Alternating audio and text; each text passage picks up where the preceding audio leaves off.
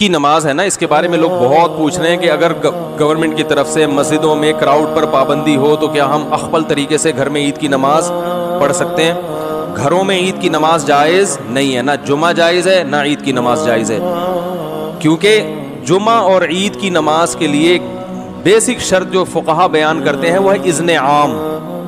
کھلی اجازت ہو۔ آپ گھر میں اگر جمعہ پڑھیں دروازہ کھول دیں، سب کو آنے کی اجازت ہے۔ اور لوگ کہتے ہیں اس کی دلیل کیا؟ بھائی اس کی دلیل یہ کہ جمعہ اور عید یہ شاعر اسلام میں سے ہے، یہ بند کمروں میں نہیں ہوتا، اس سے جمعے اور عید کی ویلیو ختم ہو جاتی ہے۔ ان لاک ڈاؤن کے حالات میں نہ عید کی نماز پڑھیں گے، عید کی نماز وہاں پڑھ سکتے ہیں کہ جہاں پھر لوگوں کو اہل حق کے ترجمان حضرت اقدس حضرت مولانا مفتی محمد طارق مسعود صاحب زیدہ مجدہم، ان کی ایک ویڈیو کلپ آج کل وائرل ہو رہی ہے۔ حضرت نے وہ مسئلہ بالکل صحیح فرمایا ہے اور وہ ان کے ملک کے لیے ہے، کیونکہ جو بات وہ کہہ رہے ہیں وہی بات حضرت مفتی تقی عثمانی صاحب دامت برکاتہم العالیہ نے بھی کہی ہے، لیکن کچھ احباب نے، ہمارے کچھ علماء نے حضرت مفتی تقی عثمانی صاحب زیدہ مجدہم سے اس سلسلے میں بات کی تو حضرت نے فرمایا کہ یہ ہمارے ملک کے لیے مسئلہ ہے، اور اس سلسلے میں جو جس ملک میں ہے وہ اپنے ملک کے اعتبار سے اپنے ملک کے معتبر ادارے اور معتبر مفتیان کرام کے فتاووں پر عمل کریں۔ چنانچہ جب حضرت کی یہ بات کھلے لفظوں میں آ جاتی ہے تو پھر اس کے بعد میں واضح انداز میں کہہ رہا ہوں کہ ہمارے یہاں سے دارالعلوم دیوبند کا، اسی طرح سے مظاہر العلوم سہارنپور کا، اسی طرح سے شاہی مراد آباد کا اور دیگر مدارس کا اپنا اپنا موقف تقریباً متفقہ ہے کہ گھروں میں عید اور جمعے کی نماز ہندوستان میں جائز ہے۔ رہی بات اذن عام کی، اذن عام کی شکل اس سے پہلے بھی بتائی گئی تھی اور میں پھر بتا رہا ہوں کہ اذن عام کہتے ہیں اصل میں کہ باہر سے کوئی آدمی آئے، اس کے وہ آنے کے لیے منع نہ کیا جائے، اس کو روکا نہ جائے، اس پر کوئی پابندی نہ ہو۔ لیکن اب ہم کیا کسی کو آنے پر روک لگا رہے ہیں؟ نہیں، بلکہ ہم تعداد پر روک لگا رہے ہیں۔ یہ اذن عام کے خلاف نہیں ہے، کیونکہ ہم نے مثلاً ہمارا ایک پڑوسی ہے، ہمارا اس سے قریبی تعلق ہے،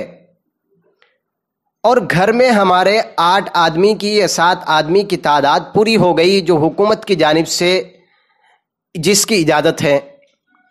اب کیا ہم اپنے اس پڑوسی کو جس سے ہمارا قریبی تعلق ہے، تو کیا ہم اس کو اس لیے منع کریں گے کہ وہ ہمارا اس سے تعلق نہیں ہے؟ نہیں، بلکہ ہمارے منع کرنے کا جو مقصد ہے وہ صرف اور صرف تعداد کو کم کرنے کے لیے ہے، تاکہ ہم لوگ حکومت کی گرفت سے بچ سکیں۔ اس سلسلے میں دارالعلوم دیوبند کا فتویٰ میں آپ کے سامنے پڑھ کر کے سنا دیتا ہوں تاکہ آپ کو واضح انداز میں معلوم ہو جائے کہ دارالعلوم دیوبند کا اس سلسلے میں موقف کیا ہے۔ چنانچہ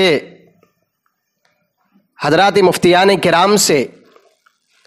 دارالعلوم دیوبند کے محتمم حضرت مولانا مفتی ابو القاسم صاحب نعمانی دامت برکاتہم العالیہ نے پوچھا عید کے سلسلے میں کہ ملک میں جاری لاک ڈاؤن اور سماجی فاصلہ برقرار رکھنے کی ہدایت کے پیش نظر دارالافتاء اس سلسلے میں کیا کہتا ہے۔ چنانچہ مفتیان کرام کی جانب سے جواب آیا کہ عیدین کی نماز احناف کے نزدیک اصح اور مفتہ بہ قول کے مطابق واجب ہے، اس کے لیے وہی شرائط ہیں جو جمعے کے لیے ہیں، البتہ جمعے میں خطبہ شرط ہے، وہ نماز سے پہلے ہوتا ہے، اور عیدین میں خطبہ سنت ہے اور وہ نماز کے بعد ہوتا ہے۔